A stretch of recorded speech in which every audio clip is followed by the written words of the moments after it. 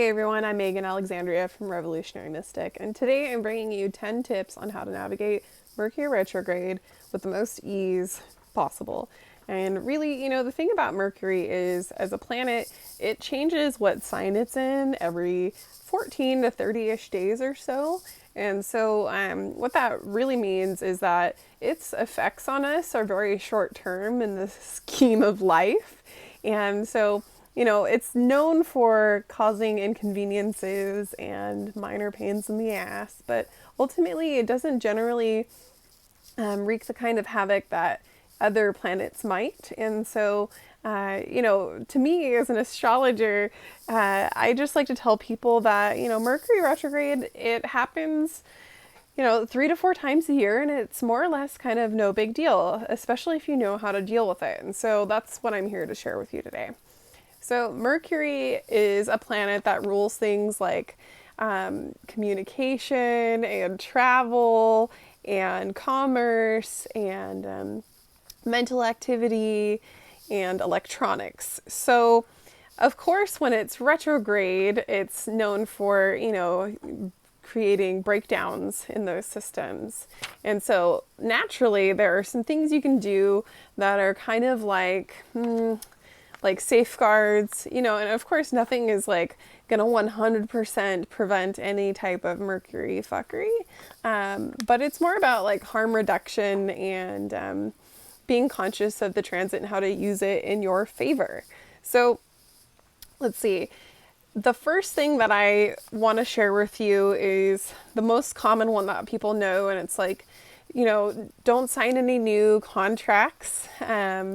And what I tell folks is, if possible, sure, yeah, avoid new contracts, signing any type of agreements, leases, the loan on a new house, things like that, if you can, until Mercury goes direct again. But the thing is life, and sometimes you can't wait for Mercury to be direct. And so, do your best. And furthermore, one of the other things besides not signing any new contracts and things like that is I like to use Mercury as another time to, instead of signing new contracts, instating new boundaries. And Mercury will often make clear what those boundaries need to be. So that's something to consider as well. Okay, so another one that Mercury is infamous for is bringing all of your exes and people from the past out of the woodwork. It is fabulous for that. And so, my tip number 2 is don't text your ex, hex your ex. And I'm mostly kidding. Just kind of fun to say, but definitely don't text your ex.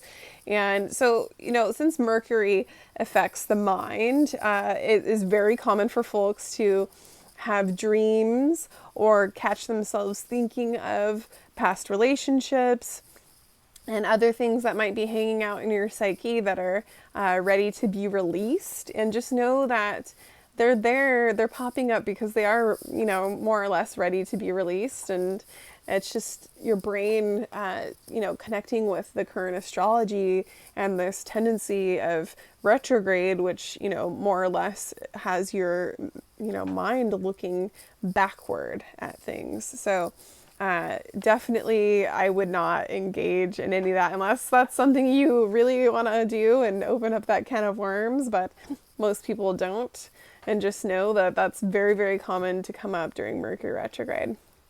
So, okay, one of the things you can do, if that is a thing that comes up for you a lot, especially in the way of dreams and stuff, is you can actually take a little bit of Florida water and spray your pillow before you go to bed.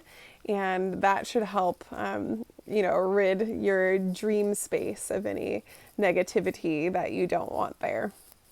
So anyways, another tip number 3 is keep your receipts. And I mean that literally, sure, when you go to the store, but also in terms of at work too, don't delete any evidence of your work, or if somebody is communicating something that is frustrating or annoying or you're going to need proof of later, keep your receipts, save your receipts.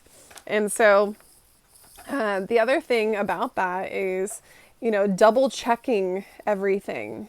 That's what saving your receipts allows us to do, because Mercury can bring up, some tricky situations where in which, it would have been beneficial to double check your work, or, double check your to-do list or your shopping list or whatever it is. It's just adding that extra element of caution that will totally save you from unnecessary fuckery during Mercury retrograde. So keep your receipts, double check your work, always read the fine print, and, look twice before you leap. So, that's tip number 3. Tip number 4 is just kind of like how I approach Mercury retrograde specifically. And that is to be flexible and stay solution oriented. Because like I said, like Mercury can bring up stuff that is a little frustrating or uncomfortable, or, stuff from the past, and that can be annoying. And, the best way to deal with its little snags, like lots of folks get like minor car trouble, or, they try to travel and end up getting like derailed and things like that, is to stay flexible and just kind of treat it as like, okay, well, if I was trying to do one thing in particular and for some reason it wasn't working out, then I'd be like, okay, clearly I'm not meant to do that today. Like, what else can I do? As best as you can, being flexible in that way. And just, keeping your eyes open for a solution that might not have been apparent. And just keep yourself focused on like staying solution oriented, because, responding to Mercury and it's, frustrating energy with your frustration might only make it worse. So yeah, stay solution oriented and flexible. And tip number 5 that I wrote is reassess and refocus your priorities. So if we are in a period of where we're kind of going inward and, looking back at some things, revisiting some things, and especially our priorities and where we're focusing our energy, Mercury retrograde is a really good time to kind of like pause and think about like, where am I investing my energy? Am I, are my actions aligned with what is of the highest priority for me? Where can I adjust? So all of those types of like reevaluations regarding your, time and energy, it can be really helpful during Mercury retrograde. So that way when it goes direct and things start to really move forward again, you're going to be moving forward in a way that is much more efficiently than perhaps you were moving before. So that's tip number 5. Tip number 6 is a pretty practical one, and that's simply to back up all of your electronics, get your oil change that you've been, maybe neglecting to get, or scheduling that teeth cleaning you've been putting off. It's just kind of like about taking care of business and, going back, and I call it like, dotting all your I's and crossing all your T's. That is what Mercury retrograde is really good at, since, the energy isn't necessarily moving super forward like it is, and it seems to be slowed down, or sometimes it can feel even kind of like at a standstill. Well, that's a perfect time to, catch up on things that you've been meaning to catch up on, and resolve or finish things that you've been meaning to take care of, and set yourself up to be, in a better place when the energy really starts to get back in that forward motion. So, yeah. And tip number 7 is a really good Mercury retrograde tip. And that is simply, since we're talking about there being communication breakdowns and snafus like that, is to really say what you mean and mean what you say, and work on your effective communication skills. And if that's tricky for you, or an area where there's a lot of growth that you need, I say it's best to just kind of like keep it simple and very clear. And, just in general for life, that's a pretty solid piece of advice, but especially during Mercury retrograde, it's less about more words and more about, effective words. So if you can be very direct and very clear, and that kind of relates back to what I was saying earlier about boundaries and like letting people know, where your boundaries are, and what you are saying specifically. So, okay. Now, tip number 8 is another fun one, and that's something that you can like physically do, and that is to clutter clear. So, if we're in an energetic space of revising or revisiting, reassessing, reevaluating, all that good stuff, putting everything under review, that's a wonderful time to do some clutter clearing. And so, of course, I'm talking about like the physical stuff in your spaces for sure, but I'm also talking about like mindsets, behaviors, relationship dynamics, relationships, jobs, your patterns, etc. Anything that is, no longer serving its purpose and is just kind of like old energy that, could be cleansed and moved out of the way to make room for something new. That is definitely something you're going to want to take care of during Mercury retrograde. And so, that's a really good time to kind of pay attention to what is Mercury bringing up for me? Is it giving me all these opportunities to really, speak my mind? Okay, cool. Looks like Mercury is reminding me that I'm working on my communication skills. Hi, Tilly. And so that's one thing that you can do. And then, of course, it's a fabulous time to clean out your closet as well. And yeah, so simplify, clutter clear. It's tip number 8. Tip number 9 is to revisit the gifts of your mind and the power behind how you express yourself in the world, and the spells that you are literally casting with your self-expression. Okay, so this one's a little bit loaded. Mercury retrograde, like I was saying earlier, impacts our mind and our ability to communicate. And when it's retrograde and, appearing to move backward, it's really getting us to reflect on our mind and our ability to communicate. And so during Mercury retrograde is a wonderful time to look at what are the gifts of your mind. Everybody has brilliant gifts in here that they have to bring to the world. And what are yours?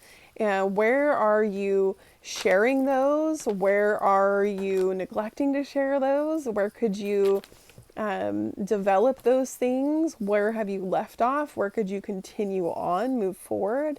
All of that type of stuff. I find that during Mercury retrograde, it will bring me back to like projects that I had brilliant ideas for that, maybe I never followed through with or forgot to begin, etc. and so forth.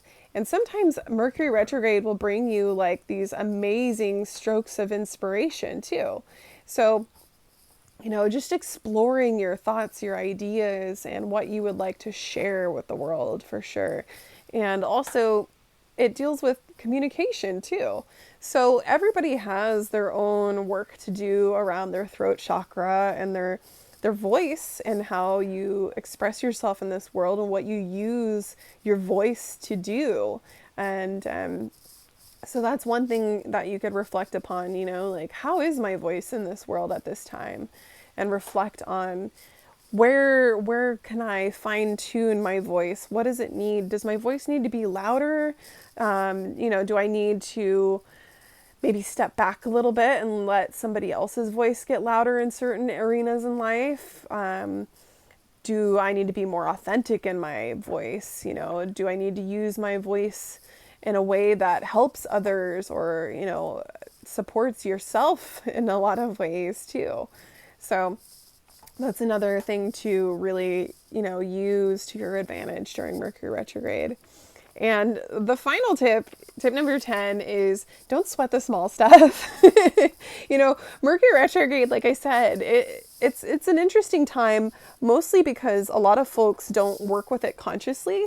So you're dealing with a lot of folks where they're in this energetic space of like stuff's just kind of happening at them or to them. And even just being around that energy, if nothing's happening, for you in a way that's frustrating, can be annoying to itself. So don't sweat the small stuff. Know that it's super temporary, and that more or less everything that happens during Mercury retrograde is, it's coming up because it's ready to be dealt with.